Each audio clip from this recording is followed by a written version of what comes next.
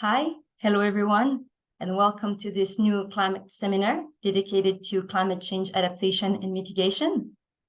For those who don't know me, I'm Charmilino. I'm project manager at Climate, and I'm going to be the moderator of today's session. This is a special session today because we co-organized this seminar with a great partner, which is the Initiative for Media Innovation, also called IMI. It is an alliance founded and supported by EPFL, the Universities of Geneva, Lausanne, and Neuchâtel, and the Swiss Broadcasting Corporation. IMI aims to stimulate interdisciplinary research and provide transformative solutions for media and society in the fields of journalism, digital trust, AI, and data science. So we're very glad to host this seminar with them today. You can see on my screen the schedule of the day. We're going to start with Luka Biernacki and Ewa Lombard presenting their project. We're going to have a short Q&A. We're going to go on with Jonathan Lemieux presenting his project Conséquences. Once more, a short Q&A, and the seminar is going to end 1:15. The presentations are going to be in English, but don't hesitate if you have questions to ask them in French, and if need be, I'm happy to translate. I will present briefly the bio of Luka and Ewa, and I also want to mention that Patrick Hack is also a professor at HEC Lausanne, is also part of the project. He's not going to present today, but we're very happy that he joins us in the audience. So I'll briefly present Luka. Luka is a strategic communications expert and co-founder of I UNUECO Sci-Comm Lab, a Lausanne-based nonprofit focused on scientific, creative, and tech-based research on human communications, learning, and knowledge sharing. Luka specializes in turning data into compelling narratives, helping organizations share their vision through digital and interactive formats. His work is centered on climate change and nature, sustainability, green technology, and science. Also, now, Ewa, I will present you right away, so then you can go on after Luka. Ewa Lombard is an assistant professor of sustainable decision-making at Montpellier Business School.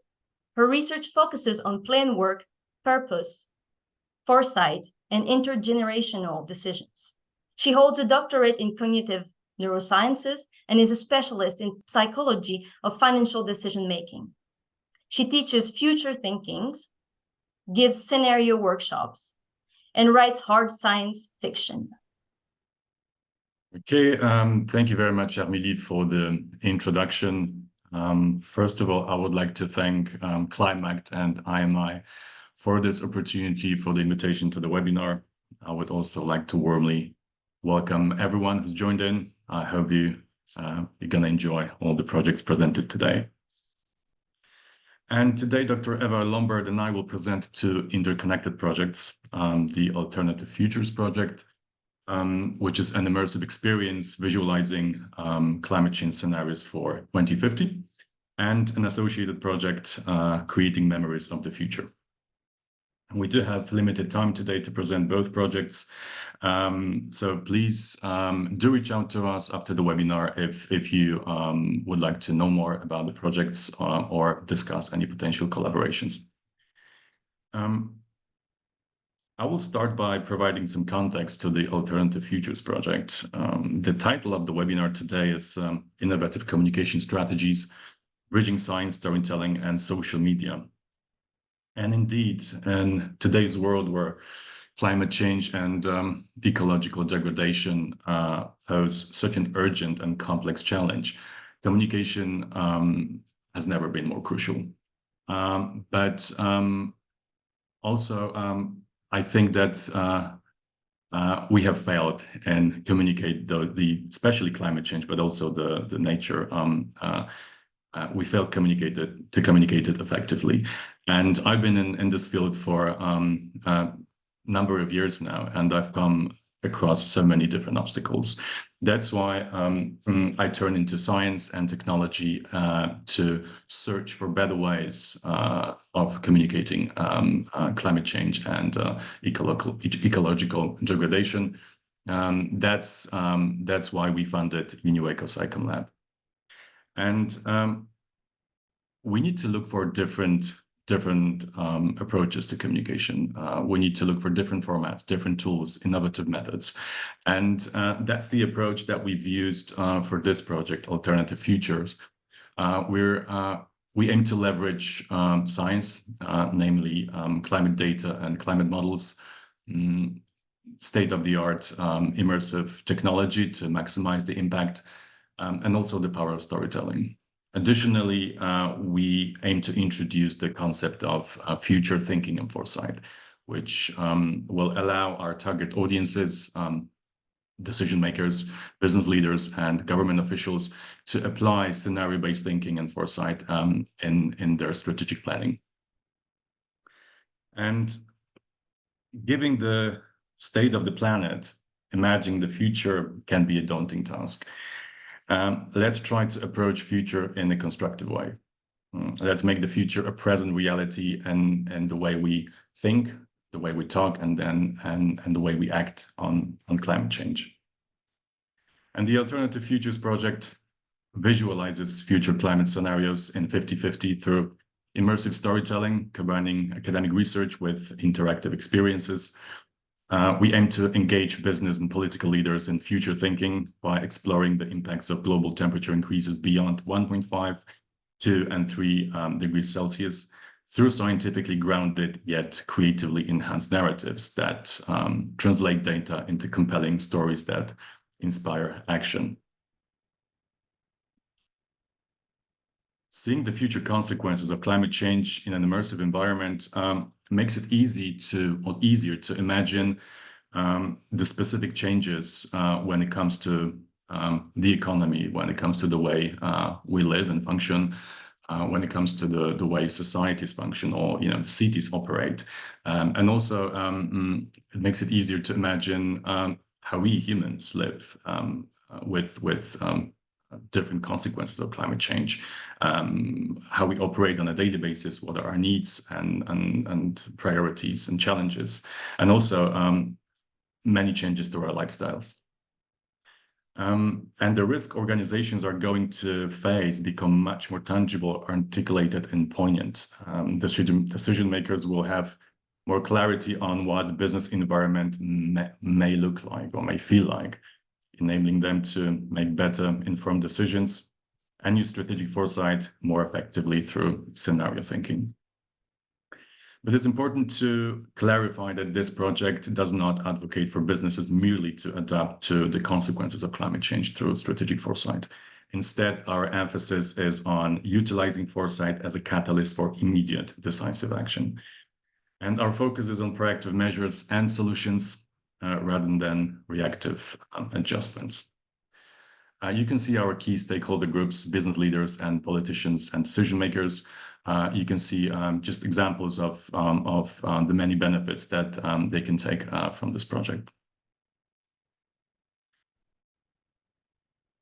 We will present 3 scenarios based on global temperature rises of 1.5, 2, and 3 degrees. Obviously, the 1.5 degree rise, that's the Paris Agreement goal. And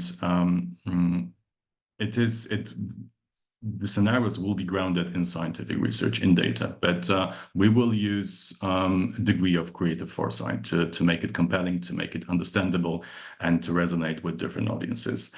And the scenarios will also include predicted changes to nature and biodiversity. That's not only about climate change, but through the project, and especially the initial locations, the initial environments that we use, we want to highlight interconnectedness of climate and nature and the ripple effect, or as you were, the butterfly effect that it brings.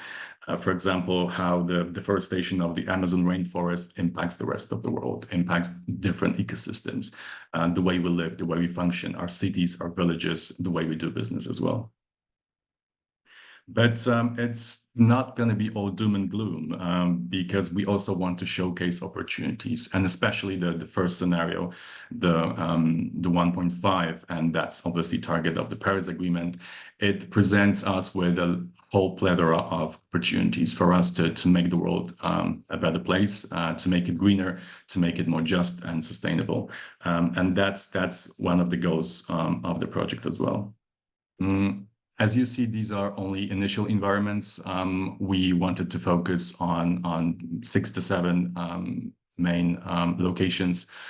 We've got New York City as an example of a metropolis, Beijing in China, and Lagos, Nigeria. We also want to have global South context in the project. In terms of the technology that we want to use, we will use Unreal Engine 5. That's probably the most advanced immersive technology existing at the moment. And we're bringing these features to life in a series of VR installations, or mobile exhibitions, as we call it, allowing participants to step in tomorrow's world, experiencing the profound effects of climate change in different locations. But our aim is also to expand these experiences, adapting them for various VR platforms and applications, and to make it accessible to wider audiences beyond our focused target groups. And last but not least, we also wanted to take the opportunity today to announce call for experts. We already have a number of experts from different universities in Switzerland and abroad, helping us to develop those scenarios. And as you see from the list, we need climate scientists, environmental scientists, urban planners, designers, renewable energy experts, and futurists, because we want these scenarios to be very comprehensive and very precise, backed by data. So this is a collaborative effort, and we do invite everyone who's interested to reach out for your information. We're now in the fundraising phase. We're talking to a number of foundations, but we would also like to invite potential funders who will be able to help us make this project happen. Now I'd like to pass the floor to my colleague, Dr. Ewa Lombard. She'll talk about an associated project, and I'm looking forward to your questions in the Q&A session. Thank you very much.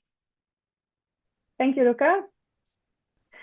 So thank you so much for letting me be part of this seminar. I'm also very grateful for the invitation. Let me share with you a proposal for a project that will put the scenarios of virtual reality scenarios created by UNUECO into action.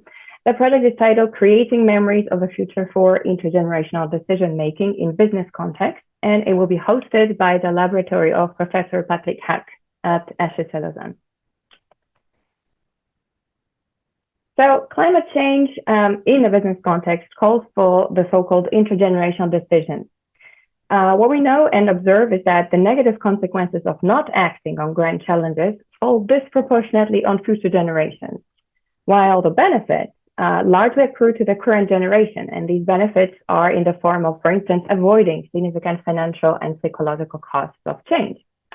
This discrepancy leads individuals to perceive a desired outcome for future generations as less valuable than an equivalent outcome for the present generation. This is one phenomenon that has been identified in behavioral economics already in the 1990s, and it's something that is referred to as intergenerational discounting. So it's a phenomenon that we would like to address at first because we care for very immediate impact especially on those who can make a difference, meaning business and finance decision makers. So this project targets particularly business decision makers because we believe that intergenerational decisions in this context matter.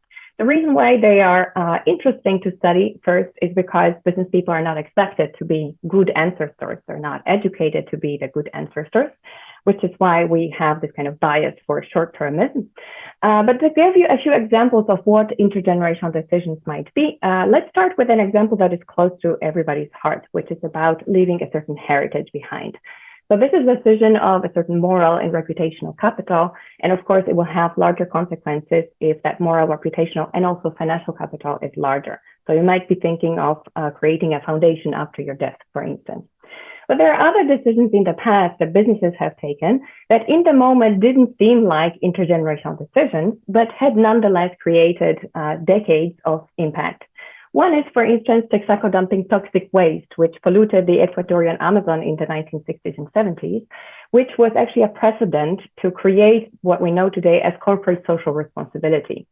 And you are sure to know that none of the business books today, none of the business courses wouldn't be without corporate social responsibility. Another example is tobacco companies marketing their products to teens in the 1990s, or something you might remember from your own childhood, which is this little chewing down in the form of a cigarette. So in the moment, or maybe just afterwards, this might have been condemned as a bad business or unethical business decision, but it's actually created a whole generation that had a very hard time coming off tobacco addiction. Another example from many years ago is, for instance, Swiss banks withholding information about dormant accounts of Holocaust victims, which I'm sure that for the bankers at the time, it was a decision weighing reputation and client interest. They might have even felt that this was acting in client interest, but it created decades later a reputational scandal of an international scale when the victims came looking for those accounts. One last, perhaps more recent and a positive example is the establishment in 2023 of the so-called Future Generations Board. This is just one example of similar initiatives. This one comes from the Dutch bank ABN AMRO. And the board's first project is going to be a generation test, an instrument to map out the impact of decisions on the living conditions of future generations. And this decision taken last year is something that is perceived as essentially building good capital in the name of intergenerational sustainability. And this decision today, if you are a business person, would fall under what we would call strategic foresight. So the time is ripe to talk about decisions that affect future generations. It is becoming popular, it is becoming interesting, and now it has not the aura of bad business ethics, but rather something that is related to foresight or thinking seriously about the future. So we have identified at least 3 levels of challenges in decisions that impact future generations. So imagine that you are this decision maker over here. You're projecting yourself 25 years into the future using the future cone, and you think about the future generations. There's at least 3 levels of difficulties that this decision or this projection might go through. The first one being psychological factors. What's been identified in neuroscience is the fact that naturally, and perhaps thanks to evolution, we have a certain short-time bias. What has been identified in recent research is that indeed unsustainable decisions are characterized by insufficient intergenerational mentalizing, which is bad, but it's good because it is something that we can actually train. The second problem is insufficient resistance to temptation. So it turns out that unsustainable decisions are also falling victim to insufficient self-control, as withholding the reward for the future also demands a little bit of self-control.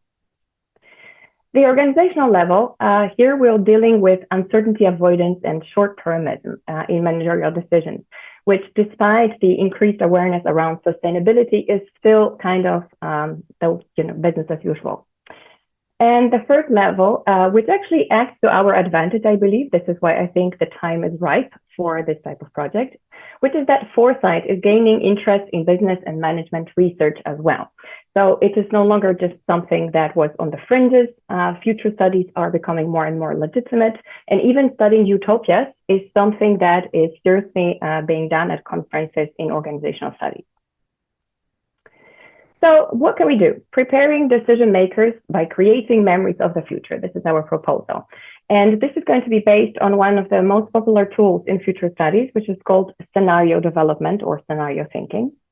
What we know about scenarios is essentially that when you're thinking of a time horizon that goes beyond the possibility of making forecasts, we can no longer just act in the realm of possible data that can be extrapolated. We have to use a little bit of imagination, but that will obviously still be based on research. And this research comes from history and current events, of identification of drivers of change, and so on. There's a whole methodology that is actually being built right now in future studies. This will lead to the projection of a range of plausible futures, typically between 3 to 5 scenarios. Scenario thinking is a way to enable to mentally prepare for the future. And one more interesting fact about this is that imagining the future shares neurocognitive mechanisms with remembering the past. What that means is the richer is your repertoire of imagination through the experiences that you've had about possible or plausible futures, the more vivid and the more realistic this future is going to be. So our solution is the integration of memories of the future through exposure to plausible scenarios to train managers in intergenerational decision making. And with this project, we're going to address the 3 levels of challenges I have shown you on the slide before. The first sub-project is going to focus on practicing intergenerational mentalizing to reduce future discounting. And we will also introduce a future nudge, which is based on the principle of reward substitution and perspective taking in psychology. The second sub-project will investigate and expose reasons for organizational short-termism. And the third sub-project, which is where we meet together with the VR films created by UNUECO, is also related to the final output, which is to promote and train foresight by creating scenario planning workshops for executive and continued education primarily. So the project goal is to facilitate intergenerational decision-making in managerial and business settings. We're going to do this in 3 subsequent steps. The first one is to create an intergenerational dilemma questionnaire, which is going to be an evidence-based training tool, and it will allow us to measure and train pro-future generation perspective taking. It will give us a dependent variable that we can later measure in experiment 2 and 3. Experiment 2 will be an experiment that in addition, will involve a future thinking nudge based on previous research and will allow us to assess change in pro-future perspective taking using the FED questionnaire. And finally, in the pilot study number 3, we're going to add this questionnaire to the VR film. So the decision makers will respond after viewing the film. So sub-project 1 is the most important step, and I believe this is something that's really missing because measuring intergenerational sustainability of decisions, and especially managerial decisions, is very difficult. There is previous research, but most of these lab studies are in the field of behavioral economics, and they typically use synthetic game theoretic experiments. So it's definitely not something that you can take out of the lab and give into the hands of a manager and tell him, here is the way to train you to become better in thinking about the future. So we want to create a tool that is more ecologically valid. This tool is going to have a particular structure that I have researched in the past, which is that of situational judgment tests. I decided that this could be a good idea. Up to you to tell me whether you agree or maybe you have a better idea.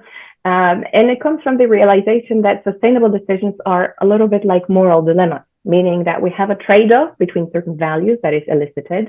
Here we have the values for the future versus the current generation, but there is no one correct answer. So there's a lot of individual and maybe even social norm-based differences to the answer, which is why for this particular research, I'd like to employ the Delphi method, which is a method of scaffolding surveys and interviews to design situational dilemmas. And for that, I will need to query business and finance sustainability experts for real life situations and their resolution. And here's my call to you. And perhaps you are one of those 7 to 30 business and finance experts who has a lot of experience in decisions that impact the future generation. And you would like to give a little bit of your time to participate in the interviews and or the survey. So the expected outcome or output of this project is going to be an evidence-based questionnaire that measures decisional future orientation in the format of situational judgment tests. In the second step, we're going to see how intergenerational dilemmas play out when we introduce the layer of organization into the equation. So this is going to be an 2x2 factorial design experiment, which we might conduct with online participants, so around between 100 and 200 participants, where we will measure how organizational features may impede or facilitate intergenerational decisions.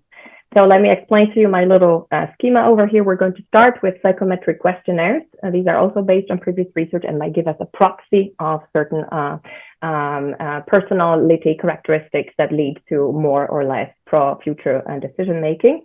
And then the participants in one group will be answering part of the questions as themselves and part of the questions as an agent of the organization.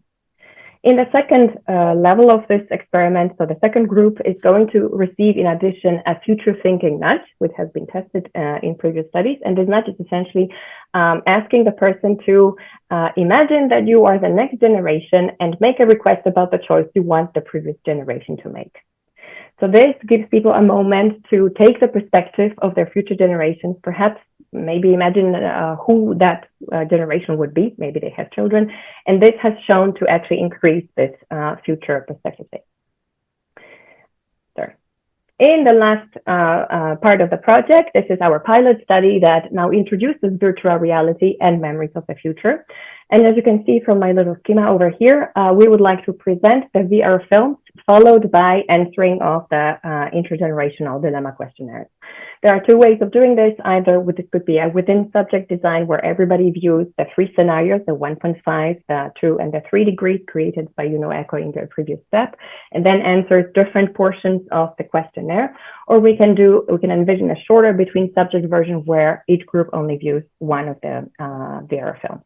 So essentially the question here is, do VR scenarios shift decisions towards more pro-future? And here's a little timeline for this project. We want to start very soon, so in April. I may bring your attention to mark your calendars for the date of 6-7 May, where Public Tax Lab is going to host an alternative futures workshop. In November 2024, we would like to have the questionnaire ready and hopefully also the VR films prototyped. Somewhere in the meantime, we would already start offering foresight and future thinking workshops. So if you have an executive education course or you have students or to whom you would like to offer this type of experience, please reach out. I will be very happy to get in contact with you. In March next year, the experiment one should be just about finished, and we would roll out experiments 2 and 3, finally to be ready with a manuscript submission for around May 2025.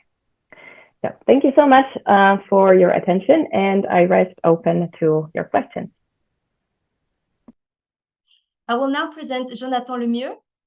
Jonathan Lemieux is producer at Nous, a Lausanne-based audiovisual production company. The latter was founded with the aim of producing content that make a strong contribution to society.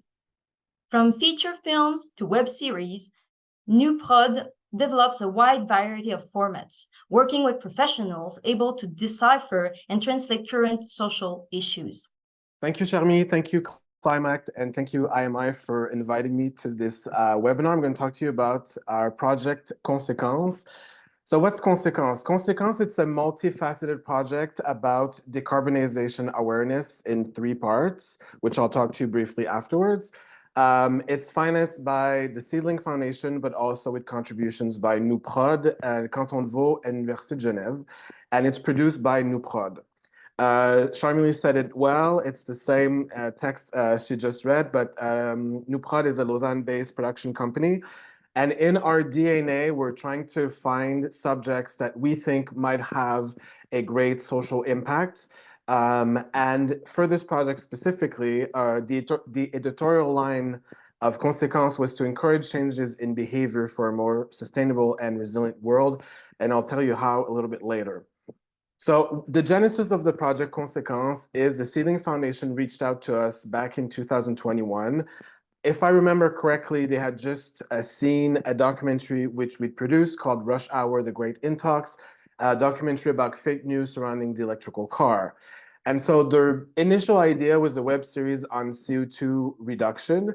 And from that, we kind of proposed to them a greater project, which is first to work with web talents.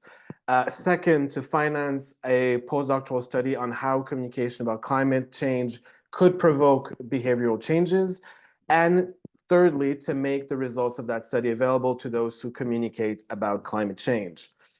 And so why did we go to web talents instead of television? So Nous has been producing content since its creation in 2017. And we had more and more refusals from TV stations or radios or whatnot to talk about environment, ecology, climate change, and sustainability. Also, what we've observed and what's been, we know that it's a fact that younger generation, they don't watch television. I'm 40 years old, and I think that most of my friends and everyone under us doesn't really watch television. They watch anything that's online or platforms and stuff like that. Some might watch a little bit of television news, but most people from a younger generation don't watch TV. Also, we noticed that talents have become kind of the new broadcasters. For example, some of them that we worked with have 3 million followers, which is something that it's absolutely incredible, and it's unmatched.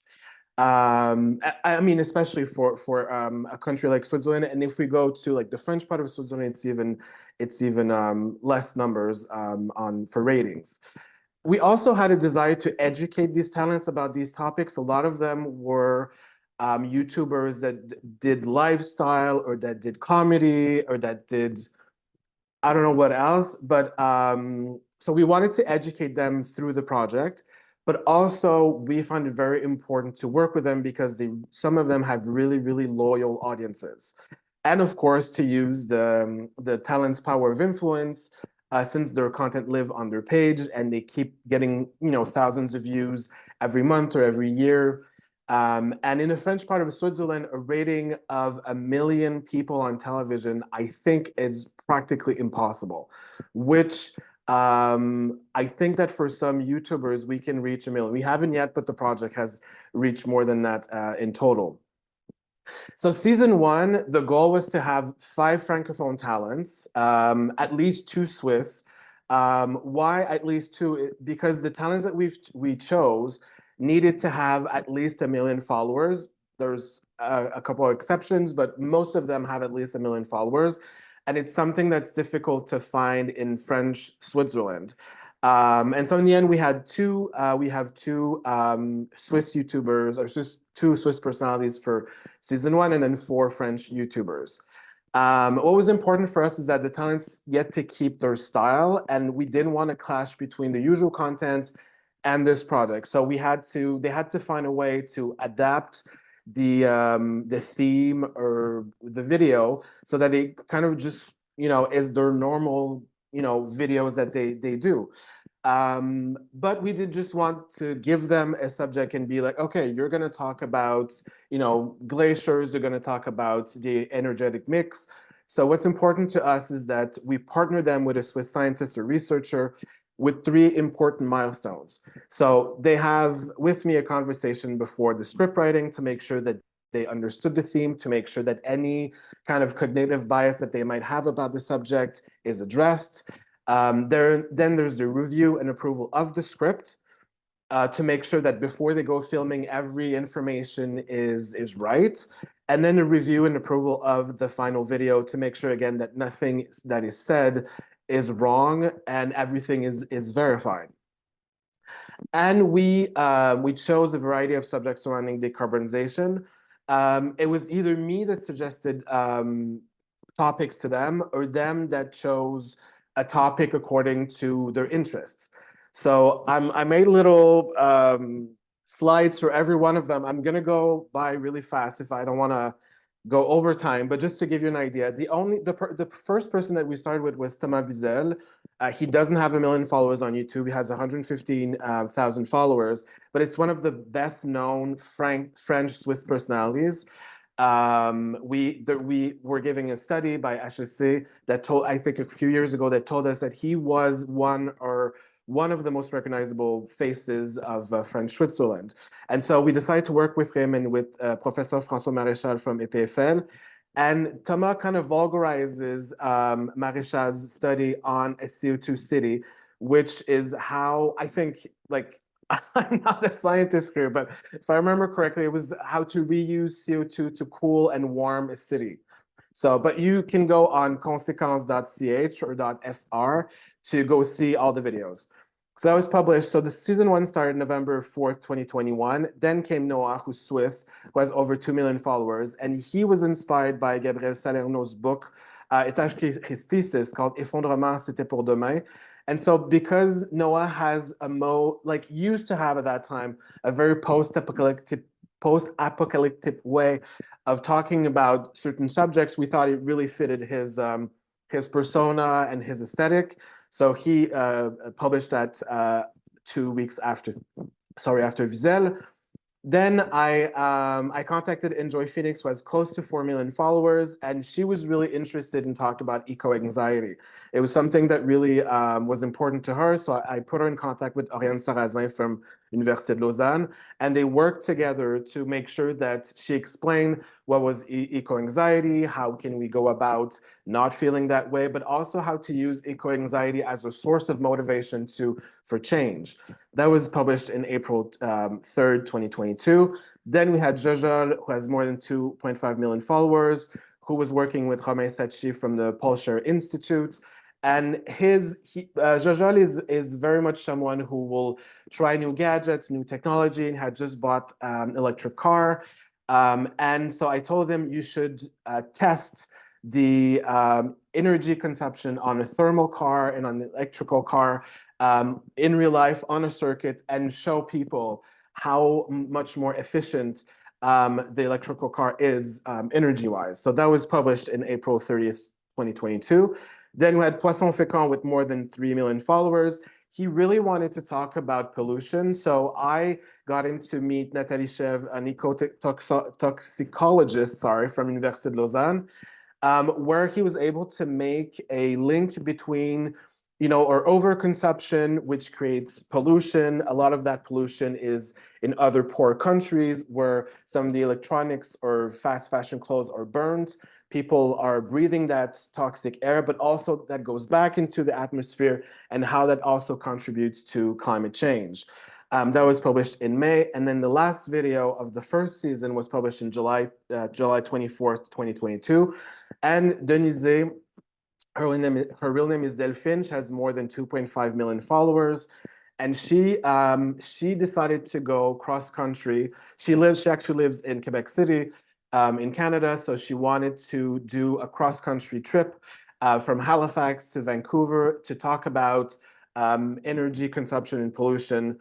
If you compare doing a trip by train, by car, by bus, and by plane. And so in total, I just looked back on the results last week because it keeps going up. We've gathered more than 2.2 million views of all these videos combined together.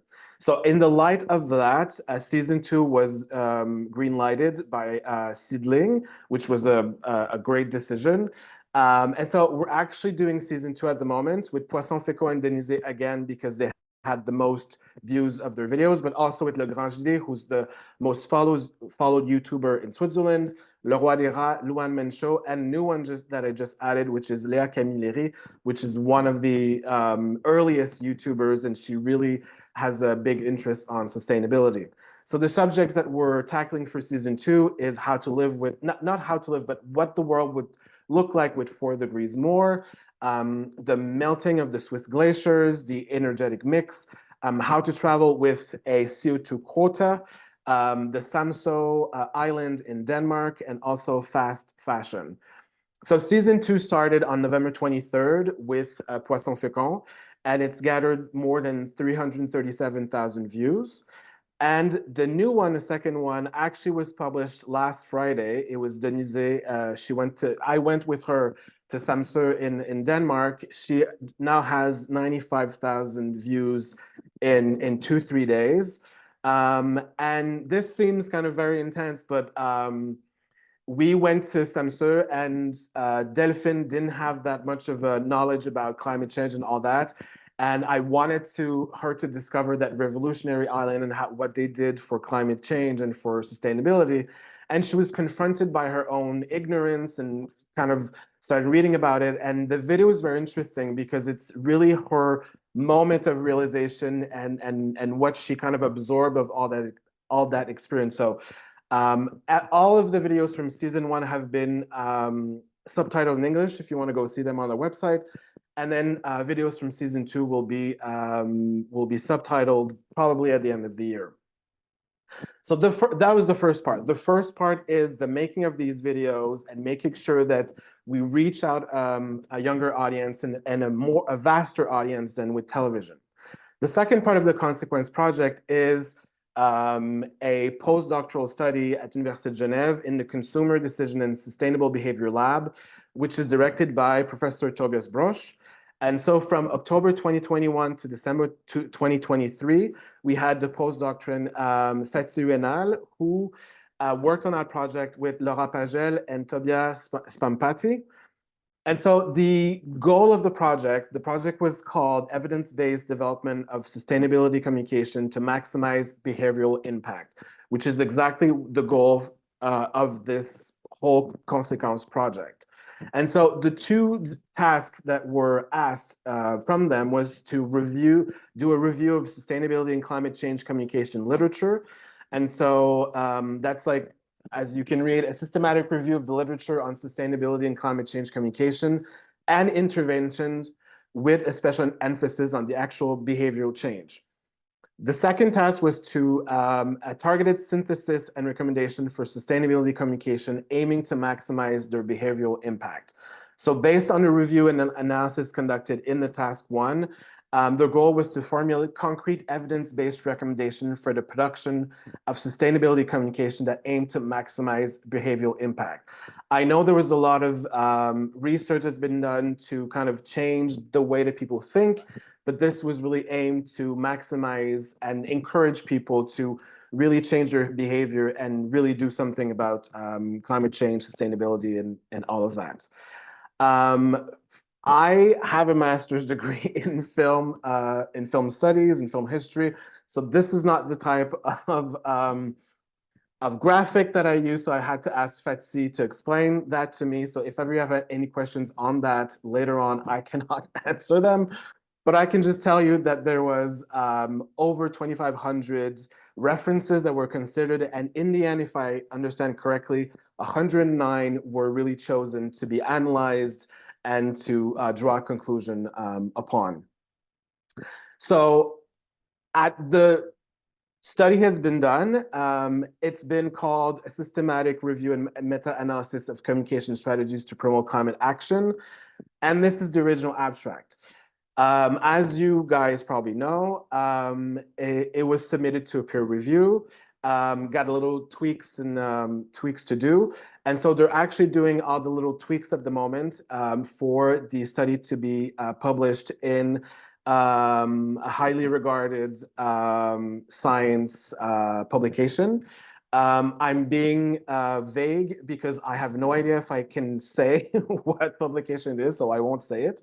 But it should be out this year, between, I guess, now and the end of the year, depending on, you know, the publication, how it works. But it will be published this year, I think in the spring, but we'll see. And so the results of the postdoc study, we decided to do something about it. So in June 2022, Fetsi came to Nous and to present, you know, parts of his research to Nous and Sidling. And right there and then, we all agreed that we had to share these results with the federal government, cantons, and I guess communes is the English word, or cities, or foundations and associations, and anyone communicating about climate change. And we did present the results to Canton de Vaud before, because they had participated in financing the study. And just there talking to them with Fetsi, we realized that there a lot of things that they were doing wrong in their communication, and they could see right away how they could kind of tweak all that. Again, I'm being vague with the results. I know some of the results, but I'm not allowed to communicate them, and you'll be able to discover them by reading the publication, or we're actually doing a series of videos. So we have a really great relationship with Thomas Wiesel, We like the fact that he's funny, but he also does his research, and he has a very big interest in sustainability and climate change. So he will be not the host, but he will present. He'll be in the 5 videos, presenting the results. Those videos will be featured on our website, Conséquence. Oh, I'm missing an S there, sorry. So Conséquence with an S.ch. Both in French and English. At first, we might have a password that we're just going to send to the people I've mentioned before, which is the people that take decisions in climate change. And the videos are going to be ready for Earth Day, which is April 2nd, but we're going to present those videos on April 29th at a huge event at Université Genève with renowned speakers. So if ever it's something that is interesting to you, my email has been shared. So you can send me an email, and I pass it forward to my colleague Clara, who's in charge of anything that's impact and special events. And so she's planning partnerships with specialized media, influencers, and activists on social media to broaden the audience touched by the videos. And we're also organizing webinar and talks in 3 different cities of Romandie. And so in the end, Conséquence, which is now at its 2nd season, we're hoping to do a 3rd, a 4th, a 5th season. It'll depend on the foundation, it'll depend on financing, it'll depend on a bunch of things, but we can see right away that, just for example, Denise, she has a little bit less views at this stage than her previous video, but we can see in the comment that people are commenting, and you can see her community interacting with her. And also telling her that even though she used to do more of entertainment videos, the fact that she shows her process in learning about climate change and about solutions and about everything that's going on, it's something that her public wants and wanted. And so we're happy with the initial results of season 2, and hopefully do season 3. And we're actually, as far as timeline, we just submitted the script to FETSI because we took his study, we did scripts with that, and he's approving the scripts right now, and we're shooting in a month, and we're going to be really excited to show the videos of these results end of April, and then available to decision makers, and maybe eventually to the large public if ever it's something that's interesting to them. Thank you so much for your time, and that was it for me.